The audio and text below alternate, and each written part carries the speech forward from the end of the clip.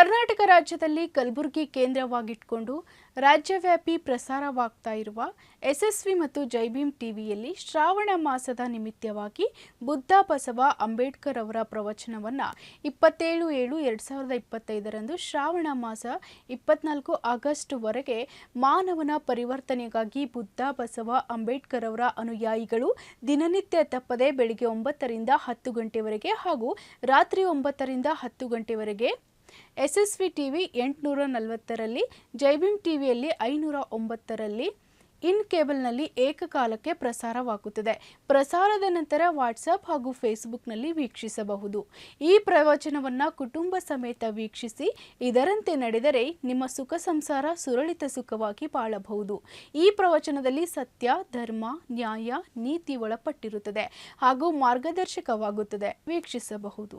ವೀಕ್ಷಕ ಬಾಂಧವರಿಗೆ ಸರ್ಪ್ರೇಮ ಜೈ ಭೀಮ್ ವಂದನೆಗಳು. ಗುಲ್ಬರ್ಗಾದಲ್ಲಿ ಪ್ರಸ್ತುತ ಸಾಲಿನಲ್ಲಿ ಸನ್ಮಾನ್ಯ ಶಂಕರ್ ಕೋಡ್ಲಾ ಸರ್ ಅವರು ಶ್ರಾವಣ ಮಾಸದ ಪ್ರಯುಕ್ತ ಪುರಾಣ ಪುಣ್ಯಕಥೆಗಳ ಹಾಗೆ ತಥಾಗತ ಗೌತಮ್ ಬುದ್ಧ, ಜಗಜ್ಯೋತಿ ಬಸವೇಶ್ವರ, ಪರಮಪೂಜ್ಯ ಡಾಕ್ಟರ್ ಬಾಬಾ ಸಾಹೇಬ್ ಅಂಬೇಡ್ಕರ್ ಅವರ ಚಿಂತನೆಗಳನ್ನು ಮನೆ ಮನೆಗೆ ಮುಟ್ಟಲಿ ಅನ್ನುವ ಕಾರಣಕ್ಕಾಗಿ ಶ್ರಾವಣ ಮಾಸದ ಪ್ರಯುಕ್ತ 21 ದಿನದ ವಿಶೇಷ ಉಪನ್ಯಾಸಗಳನ್ನು ಹಮ್ಮಿಕೊಂಡಿದ್ದಾರೆ. ತಜ್ಞರಿಂದ ಈ ವಿಷಯಗಳನ್ನು ತಮಗೆ ತಿಳಿಸುವ ಪ್ರಯತ್ನ ಇದಾಗಿದೆ. ಈ ಮೂಲಕ ಬುದ್ಧ ಬಸವ ಅಂಬೇಡ್ಕರ್ ಅವರ ಚಿಂತನೆಗಳನ್ನು ಅರ್ಥೈಸಿಕೊಂಡು ತಮ್ಮ ಬದುಕನ್ನು ಹಸನು ಮಾಡಿಕೊಳ್ಳಲಿಕ್ಕೆ, ಪರಿವರ್ತನೆ ಮಾಡಿಕೊಳ್ಳಲಿಕ್ಕೆ ಒಂದು ಅವಕಾಶ ಇದೆ. ಇದು ಮುಂಜಾನೆ 8 ಗಂಟೆಯಿಂದ 9 ಗಂಟೆಯವರೆಗೆ 1 ತಾಸು, ಅದೇ ದಿನ ಸಾಯಂಕಾಲ 8 ಗಂಟೆಯಿಂದ 9 ಗಂಟೆಯವರೆಗೆ 1 ತಾಸು ಪ್ರಸಾರವಾಗುತ್ತದೆ. ದಯವಿಟ್ಟು ತಾವು ಇದನ್ನು ತಪ್ಪದೇ ವೀಕ್ಷಿಸಿ. ಮುಂಜಾನೆ ತಪ್ಪಿದರೆ ಸಾಯಂಕಾಲ, ಸಾಯಂಕಾಲ ತಪ್ಪಿದರೆ ಮುಂಜಾನೆ ಇದನ್ನು ವೀಕ್ಷಣೆ ಮಾಡುವುದರ ಮೂಲಕ ಇದರ ಸದುಪಯೋಗವನ್ನು ಪಡೆದುಕೊಳ್ಳುತ್ತೀರಿ ಅಂತಕ್ಕಂಥದ್ದು ನನ್ನ ಬಯಕೆ. ಮಾನ್ಯರೇ, ನಾನು ಡಾಕ್ಟರ್ IAS ವಿದ್ಯಾಸಾಗರ್, ನಿವೃತ್ತ ಪ್ರಾಂಶುಪಾಲರು, ಡಾಕ್ಟರ್ ಅಂಬೇಡ್ಕರ್ ಪದವಿ ಕಾಲೇಜು ಕಲಬುರಗಿ. ನಾನು ಡಾಕ್ಟರ್ ಬಾಬಾ ಸಾಹೇಬ್ ಅಂಬೇಡ್ಕರ್ ಅವರ ಜೀವನದ ವೃತ್ತಾಂತವನ್ನು ಹೇಳಲು ಬಯಸುತ್ತೇನೆ. ಈ ದೇಶದಲ್ಲಿ ಬಹುತೇಕರು ಹುಟ್ಟಿನಿಂದಲೇ ಶ್ರೇಷ್ಠರಾದರೆ ಕೆಲವು ಜನ ತಮ್ಮ ಸಾಧನೆಗಳಿಂದ ಶ್ರೇಷ್ಠರಾಗಿದ್ದಾರೆ. ಅಂತಹ ಸಾಧಕರಲ್ಲಿ ಭಾರತ ರತ್ನ ಪರಮ ಪೂಜ್ಯ ಬಾಬಾ ಸಾಹೇಬ್ ಭೀಮರಾವ್ ಅಂಬೇಡ್ಕರ್ ಅವರು ಒಬ್ಬರು. ಬಾಬಾ ಸಾಹೇಬ್ ಅಂಬೇಡ್ಕರ್ ಅವರ ವ್ಯಕ್ತಿತ್ವಕ್ಕೆ ಅನೇಕವಾದ ಅಲಂಕಾರಗಳಿವೆ. ಅಂದರೆ ಅವರೊಬ್ಬ ಶ್ರೇಷ್ಠ ಸಂವಿಧಾನ ತಜ್ಞ, ಜಾತ್ಯತೀತ ನಾಯಕ, ಅವರೊಬ್ಬ ಸಮಾಜ ಸುಧಾರಕ, ಅವರೊಬ್ಬ ಪತ್ರಕರ್ತ, ಅವರೊಬ್ಬ ಕಾನೂನಿನ ಶ್ರೇಷ್ಠ ಪಂಡಿತ, ಸಂಸದೀಯ ಪಟು, ಅರ್ಥಶಾಸ್ತ್ರಜ್ಞ. ಹೀಗೆ ಅವರ ವ್ಯಕ್ತಿತ್ವಕ್ಕೆ ಬಹುತೇಕವಾಗಿರ್ತಕ್ಕಂಥ ಅಲಂಕಾರಗಳಿದ್ದು ಅವುಗಳಿಂದಲೇ ಅವರ ವ್ಯಕ್ತಿತ್ವಗಳನ್ನು ತಿಳಿಯಲು ಸಾಧ್ಯ ಇದೆ ಅಂತಕ್ಕಂಥದ್ದು. ಬಾಬಾ ಸಾಹೇಬ್ ಅಂಬೇಡ್ಕರ್ ಅವರು ಅಸ್ಪೃಶ್ಯತೆಯಲ್ಲಿ ಅಥವಾ ಶೋಷಿತ ಸಮುದಾಯದಲ್ಲಿ ಹುಟ್ಟಿದರೂ ಕೂಡ ಅದೆಲ್ಲ ಸಮಸ್ಯೆಗಳನ್ನು ಅರ್ಥೈಸಿಕೊಂಡು ಅವಮಾನಗಳನ್ನು ನುಂಗಿ ಅದನ್ನು ಮೆಟ್ಟಿ ನಿಂತು ಬೆಳೆಯಲಿಕ್ಕೆ ಕಾರಣೀಕರ್ತರಾಗಿದ್ದು ಅವರ ಜ್ಞಾನಾರ್ಜನೆ. ಸೊ ಈ ಕಾರಣಕ್ಕಾಗಿ ಬಾಬಾ ಸಾಹೇಬ್ ಅಂಬೇಡ್ಕರ್ ಅವರು ಜಗತ್ತಿನ ಶ್ರೇಷ್ಠ ವಿದ್ವಾಂಸರಲ್ಲಿ ಒಬ್ಬರಾಗಿ ಹೊರಹೊಮ್ಮುತ್ತಾರೆ. ಅವರ ಬದುಕಿನ ವೃತ್ತಾಂತ ಅತ್ಯಂತ ಸರಳವಾಗಿ ಹೀಗೆ ಹೇಳಲು ಬಯಸ್ತೇನೆ. ಮೊದಲನೇದಾಗಿ ಭೀಮರಾವ್ ರಾಮ್ಜಿ ಅಂಬೇಡ್ಕರ್ ಅವರ ಮನೆತನ. ಭೀಮರಾವ್ ರಾಮ್ಜಿ ಅಂಬೇಡ್ಕರ್ ಅವರ ಮನೆತನ ಮಹಾರಾಷ್ಟ್ರದ ಕೊಂಕಣಿ ಪ್ರಾಂತದ ರತ್ನಗಿರಿ ಜಿಲ್ಲೆಯ ಖೇಡ್ ತಾಲೂಕಿನ ಅಂಬೇವಾಡ ಗ್ರಾಮದವರು. ಬಾಬಾ ಸಾಹೇಬ್ ಅಂಬೇಡ್ಕರ್ ಅವರ ಮನೆತನ ಮಹಾರಾಷ್ಟ್ರದ ಕೊಂಕಣಿ ಪ್ರಾಂತದ ರತ್ನಗಿರಿ ಜಿಲ್ಲೆಯ ಖೇಡ್ ತಾಲೂಕಿನ ಅಂಬೇವಾಡ ಗ್ರಾಮದವರು. ಇವರು ಮಹಾರ್ ಜಾತಿಗೆ ಸೇರಿದವರಾಗಿರುತ್ತಾರೆ. ಹಿಂದೂ ಧರ್ಮದಲ್ಲಿ ಮಹಾರ್ ಜಾತಿ ಅತ್ಯಂತ ಶೋಷಣೆಗೆ ಒಳಗಾಗಿರ್ತಕ್ಕಂಥ ಜಾತಿಯಾಗಿರುತ್ತೆ. ಆದರೆ ಮಹಾರಾಷ್ಟ್ರದ ಒಂದು ಐತಿಹ್ಯದ ಪ್ರಕಾರ ಮಹಾರಾಷ್ಟ್ರ ಅಂತ ಹೆಸರು ಬರೀಬೇಕು ಅಂದರೆ ಈ ಮಹಾರರೇ ಮುಖ್ಯ ಕಾರಣರು ಅಂತ. ಹಾಗನ್ನುವ ಹಾಗಿದ್ರೆ ಬಾಬಾ ಸಾಹೇಬ್ ಅಂಬೇಡ್ಕರ್ ಅವರ ಮನೆತನದವರು ಅಥವಾ ಮಹಾರರು ಮಹಾರಾಷ್ಟ್ರದ ಮೂಲ ಜನಾಂಗದವರು ಅನ್ನುವುದು ನಮಗೆ ಒಂದು ಕಡೆ ತಿಳಿದು ಬರುತ್ತದೆ. ಅಂಬೇಡ್ಕರ್ ಮನೆತನದವರು ಕಬೀರ್ ಪಂಥಕ್ಕೆ ಸೇರಿದವರಾಗಿದ್ದರು. ಅಂಬೇಡ್ಕರ್ ಮನೆತನದಲ್ಲಿ ಇವರ ತಾತ, ಇವರ ಅಜ್ಜ ಮಾಲೋಜಿ ಸಕ್ಪಾಲ್ರು. ಮಾಲೋಜಿ ಸಕ್ಪಾಲ್ರವರು ಬ್ರಿಟಿಷ್ ಈಸ್ಟ್ ಇಂಡಿಯಾ ಕಂಪನಿಯ ಸೈನ್ಯದಲ್ಲಿ ಕೆಲಸ ಮಾಡಿರ್ತಾರೆ. ನಿವೃತ್ತಿಯಾಗುವಾಗ ಸುಬೇದಾರಾಗಿ ನಿವೃತ್ತಿಯಾಗಿರ್ತಾರೆ. ಅವರಿಗೆ 19 ಮೆಡಲ್ಗಳು ಸಿಕ್ಕಿರುತ್ತವೆ. ಸುಬೇದಾರರಿಗೆ 4 ಜನ ಮಕ್ಕಳು. ಬಲವಂತ್ ಸಕ್ಪಾಲ್ ಅಂತಕ್ಕಂಥವರು ಹಿರಿಯರು. 2ನೇ ಅವರು ಸೈನ್ಯದಲ್ಲಿದ್ದರು. 3ನೇ ಅವರು ಮೀರಾಬಾಯಿ. 4ನೇ ರವಜು ರಾಮ್ಜಿ ಸಕ್ಪಾಲ್. ನಮ್ಮ ಬಾಬಾ ಸಾಹೇಬ್ ಅಂಬೇಡ್ಕರ್ ಅವರ ತಂದೆ ರಾಮ್ಜಿ ಸಕ್ಪಾಲ್. ರಾಮ್ಜಿ ಸಕ್ಪಾಲರು 1866ರಲ್ಲಿ ಬ್ರಿಟಿಷ್ ಈಸ್ಟ್ ಇಂಡಿಯಾ ಕಂಪನಿಯ ಸೈನ್ಯ ವಿಭಾಗದಲ್ಲಿ ಸೇರ್ತಾರೆ. ಸುಬೇದಾರರಾಗಿ ಅವರು ಬಡ್ತಿಯನ್ನು ಹೊಂದ್ತಾರೆ. ಮುಂದೆ ಸೈನಿಕ ಶಾಲೆಯಲ್ಲಿ ಮುಖ್ಯ ಗುರುಗಳಾಗಿ ಅವರು 14 ವರ್ಷಗಳವರೆಗೆ ಸೇವೆಯನ್ನು ಮಾಡ್ತಾರೆ. ರಾಮ್ಜಿ ಸಕ್ಪಾಲ್ರಿಗೆ ಮುರ್ಬಾದ್ಕರ್ ಅಂತಕ್ಕಂಥ ಮನೆತನದ ಭೀಮ್ಬಾಯಿ ಜೊತೆಗೆ ಲಗ್ನ ಆಗ್ತದೆ.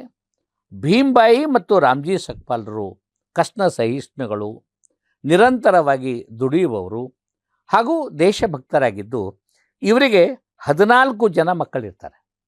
14 ಜನ ಮಕ್ಕಳು ಹುಟ್ಟುತ್ತಾರೆ. ಆ 14ನೇ ಮಗನೇ ಭೀಮ್ರಾವ್ ರಾಮ್ಜಿ ಅಂಬೇಡ್ಕರ್. ಅವರ ಹೆಸರು ಮೂಲದಲ್ಲಿ ಭೀವಾ ಎಂದು ಕರೆಯುತ್ತಾರೆ. ಭೀವಾ 14ನೇ ಏಪ್ರಿಲ್ 1891 ಮಧ್ಯಪ್ರದೇಶದ ಇಂದೋರ್ ಸಮೀಪದ ಮಹೋ ಎಂಬ ಮಿಲಿಟರಿ ಕ್ಯಾಂಪ್ನಲ್ಲಿ ಜನ್ಮವನ್ನು ತಾಳ್ತಾರೆ. ಹಾಗೆ ಹುಟ್ಟಿರುವ ರಾಮ್ಜಿ ಸಕ್ಪಾಲ್ ಮತ್ತು ಭೀಮ್ಬಾಯಿಗೆ ಹುಟ್ಟಿರುವ 14 ಮಕ್ಕಳಲ್ಲಿ ಬದುಕುಳಿದ ಮಕ್ಕಳು ಕೇವಲ 6. ಅವರು ಗಂಗಾ, ಬಲರಾಮ್, ಮಂಜುಳಾ, ತುಳಸಿ, ಆನಂದ್ ಮತ್ತು ಭೀಮ. ಗಂಗಾ, ಮಂಜುಳಾ, ತುಳಸಿ, ಬಲರಾಮ್, ಆನಂದ್ ಮತ್ತು ಭೀಮ. ಭೀಮನೇ ಕೊನೆಯದಾಗಿರ್ತಕ್ಕಂಥ ಮಗನಾಗಿರ್ತಾನೆ. ಭೀಮ ಎಷ್ಟೋ ಬಾರಿ ನಾನು ನನ್ನ ತಂದೆ ತಾಯಿಗೆ 14ನೇ ಮಗನಾಗಿ ಇದ್ದೇನೆ ಅನ್ನೋದನ್ನು ಬಹಳ ಗೌರವಯುತವಾಗಿ ಹೀಗೆ ಹೇಳ್ತಾನೆ. ಮೇ ಮೇರಾ ಮಾ ಬಾಪ್ ಕಾ 14 ಕಾ ರತನ್ ಹೂ ಅಂತಕ್ಕಂಥ ಮಾತನ್ನು ಅತ್ಯಂತ ಗೌರವವಾಗಿ ಬಂದ್ಕೊತಾನೆ. ಸೊ ರಾಮ್ಜಿ ಸಕ್ಪಾಲ್ರು ಈ ಮಾಹೋದಲ್ಲಿ ಮಿಲಿಟರಿ ಕ್ಯಾಂಪ್ನಲ್ಲಿ ಮುಖ್ಯ ಗುರುಗಳಾಗಿ ಕೆಲಸ ಮಾಡುವಾಗ ಒಂದು ದುರಂತ ನಡೆಯುತ್ತೆ. ಅದು ಏನು ಅನ್ನುವ ಹಾಗಿದ್ರೆ 1890ರಲ್ಲಿ ಬ್ರಿಟಿಷ್ ಸರ್ಕಾರ ಮಹಾರ್ ಬಟಾಲಿಯನ್ನನ್ನು ಸೈನ್ಯದಿಂದ ತೆಗೆಯುವ ನಿರ್ಧಾರವನ್ನು ಮಾಡುತ್ತೆ. ಕಾರಣ ಏನೇ ಇರಬಹುದು, ಆದರೆ ಮಹಾರ್ ಬಟಾಲಿಯನ್ ಬ್ರಿಟಿಷರಿಗೆ ಅತ್ಯಂತ ಉನ್ನತವಾಗಿರ್ತಕ್ಕಂಥ ಸೇವೆ ಮಾಡಿರುತ್ತೆ. ಭೀಮಾ ಕೋರೆಗಾಂವ್ ಯುದ್ಧವನ್ನು ನಾವು ಗಮನಿಸಿದ್ದಾದರೆ ಮಹಾರ್ ಬಟಾಲಿಯನ್ ಬ್ರಿಟಿಷರು ಈ ದೇಶದಲ್ಲಿ ನೆಲೆಯೂರಲು ಸಹಾಯ ಮಾಡಿದ್ದೇ ಈ ಮಹಾರ್ ಬಟಾಲಿಯನ್ ಅಂತ ನಮಗೆ ಗೊತ್ತಾಗುತ್ತೆ. ಸಿದ್ದನಾಯಕ್ ಅಂತಕ್ಕಂಥ ನಾಯಕನ ಮೂಲಕ ಮಹಾರ್ ಬಟಾಲಿಯನ್ ಅತ್ಯಂತ ಶ್ರೇಷ್ಠವಾಗಿರುವ ಸೇವೆಯನ್ನು ಬ್ರಿಟಿಷರಿಗೆ ಕೊಟ್ಟಿರುತ್ತಾರೆ. ಆದರೆ ಇಲ್ಲಿಯ ಜಾತಿವಾದಿಗಳ ಕುತಂತ್ರದಿಂದ 1890ಕ್ಕೆ ಮಹಾರ್ ಬಟಾಲಿಯನ್ನನ್ನು ಬ್ರಿಟಿಷ್ ಸೈನ್ಯದಿಂದ ತೆಗೆದುಹಾಕುವ ನಿರ್ಧಾರವನ್ನು ಮಾಡ್ತಾರೆ. ಆ ಕಾರಣಕ್ಕಾಗಿ 1894ರಲ್ಲಿ ಇವರಿಗೆ ರಾಮ್ಜಿ ಸಕ್ಪಾಲ್ರಿಗೆ ನಿವೃತ್ತಿಯನ್ನು ನೀಡಿತು. ಆ ಕಡ್ಡಾಯವಾದ ನಿವೃತ್ತಿ ಪಡೆದಿರ್ತಕ್ಕಂತಹ ರಾಮ್ಜಿ ಸಕ್ಪಾಲ್ರು ತನ್ನ ಕುಟುಂಬ ಸಮೇತ ಮಾಹೋದಿಂದ ದಾಪೋಲಿಗೆ ಬರ್ತಾರೆ. 1894ಕ್ಕೆ ಇವರು ನಿವೃತ್ತಿಯ ನಂತರ ಅವರು ರಾಮ್ಜಿ ಸಕ್ಪಾಲ್ರ ಕುಟುಂಬ ದಾಪೋಲಿಗೆ ಬರುತ್ತೆ. ದಾಪೋಲಿಯಲ್ಲಿ ನಿವೃತ್ತಿ ಹೊಂದಿರತಕ್ಕಂಥ ಸೈನಿಕ ಕುಟುಂಬ ವಾಸವಾಡ್ತಿರುತ್ತೆ. ಸುಮಾರು 300-400 ಜನ ಕುಟುಂಬಗಳಲ್ಲಿ ಇರುತ್ತೆ. ಸೊ ನಿವೃತ್ತಿಯಾದವರು ಎಲ್ಲರೂ ಅಲ್ಲಿರೋದರಿಂದ ನಾನೂ ಅಲ್ಲೇ ಇರಬೇಕು, ನಾನೂ ಅಲ್ಲೇ ಮನೆ ಕಟ್ಟಬೇಕು ಅನ್ನೋದನ್ನು ರಾಮ್ಜಿ ಸಕ್ಪಾಲ್ರವರು ನಿರ್ಧಾರ ಮಾಡಿರ್ತಾರೆ. ಆದರೆ ಅಲ್ಲಿ 2 ಪಂಥದ ನಡುವೆ ಜಗಳ ಇರುತ್ತೆ, ರಮಾನಾಥ ಮತ್ತು ಕಬೀರ್ ಪಂಥ ಅಂತೇಳಿ. ಹಾಗೆ ನೋಡಿದರೆ ರಾಮ್ಜಿ ಸಕ್ಪಾಲ್ರವರು ಯಾವುದೇ ಪಂಥದ ಅನುಯಾಯಿಯಾಗಿರಲ್ಲ. ಅವಾಗ ಒಂದು ನಮೂನೆಯ ನಾಸ್ತಿಕರಾಗಿರ್ತಾರೆ. ಸೊ 2 ಪಂಥದವರು ಇವರಿಗೆ ಭಯಂಕರ ತ್ರಾಸು ಕೊಡಲಿಕ್ಕೆ ಪ್ರಾರಂಭ ಮಾಡ್ತಾರೆ.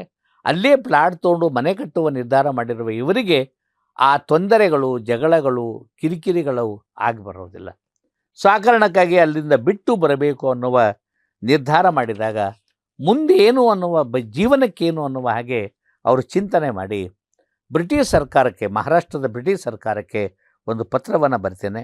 ಏನಂತ ಅನ್ನುವ ಹಾಗಿದ್ರೆ, ನಿವೃತ್ತಿಯ ನಂತರ ನನಗೆ ಯಾವುದಾದರೂ ಉದ್ಯೋಗವನ್ನು ಕೊಡಿ ಅಂತೇಳಿ. ಆ ಬ್ರಿಟಿಷ್ ಈಸ್ಟ್ ಇಂಡಿಯಾ ಕಂಪನಿಯಿಂದ ಪತ್ರ ಬರುತ್ತೆ ಏನು ಅನ್ನುವ ಹಾಗಿದ್ರೆ, ಸಾತಾರದಲ್ಲಿ ಲೋಕೋಪಯೋಗಿ ಇಲಾಖೆಯ ಸ್ಟೋರ್ ಕೀಪರ್ ಹುದ್ದೆ ಸದ್ಯ ಖಾಲಿ ಇದ್ದು ನೀವಲ್ಲಿ ಹೋಗಬಹುದು ಅಂತಕ್ಕಂಥ ಪತ್ರ ಬಂದಾಗ ಆ ಪತ್ರಕ್ಕನುಗುಣವಾಗಿ ರಾಮ್ಜಿ ಸಕ್ಪಾಲ್ರವರು ಎಲ್ಲಿಗೆ ಬರ್ತಾರೆ ಅಂದರೆ ಸಾತಾರಕ್ಕೆ ಬರ್ತಾರೆ. ಸಾತಾರದಲ್ಲಿ ಒಳ್ಳೆಯ ಶಿಕ್ಷಣ ಸಂಸ್ಥೆಯು ಕೂಡ ಇರುತ್ತೆ, ಇಂಗ್ಲೀಷ್ ಮೀಡಿಯಂ ಸ್ಕೂಲ್ ಇರುತ್ತೆ. ಆ ಕಾರಣಕ್ಕಾಗಿ ತನ್ನ ಮಕ್ಕಳಿಗೆ ಶಿಕ್ಷಣವನ್ನು ಕೊಡಿಸಬಹುದು ಅನ್ನುವ ಕಾರಣಕ್ಕಾಗಿ ಅವರು ಸಾತಾರದಲ್ಲಿ ನೆಲೆ ಊರ್ತಾರೆ. ಹಾಗೆ ಸಾತಾರದಲ್ಲಿ ನೆಲೆ ಊರಿದಾಗ ಸಹಜವಾಗಿಯೇ ಹೊಸಬರಾಗಿರ್ತಾರೆ. ಅಲ್ಲಿ ಅವರಿಗೆ ಬಹುತೇಕ ಘಟನೆಗಳು ಸಹಾಯಕವಾಗಿ ನಡೆಯುತ್ತೆ. ಒಬ್ಬ ಗೆಳೆಯ ಸಹಾಯಕನಾಗಿ ಬರ್ತಾನೆ. ಸಾತಾರದಲ್ಲಿ ಪ್ರಾಥಮಿಕ ಶಾಲೆಗೆ ಮಕ್ಕಳನ್ನು ಸೇರಿಸಬೇಕು ಅನ್ನುವ ಹಂಬಲ ರಾಮ್ಜಿ ಸಕ್ಪಾಲ್ದಾಗಿರುತ್ತೆ. ಆದರೆ ದುರ್ದೈವದಿಂದ ಭೀಮ ಅಥವಾ ಭೀವ 6 ವರ್ಷದ ಬಾಲಕನಿರುವಾಗ ಭೀಮ್ಬಾಯರವರು ನಿಧನರಾಗ್ತಾರೆ.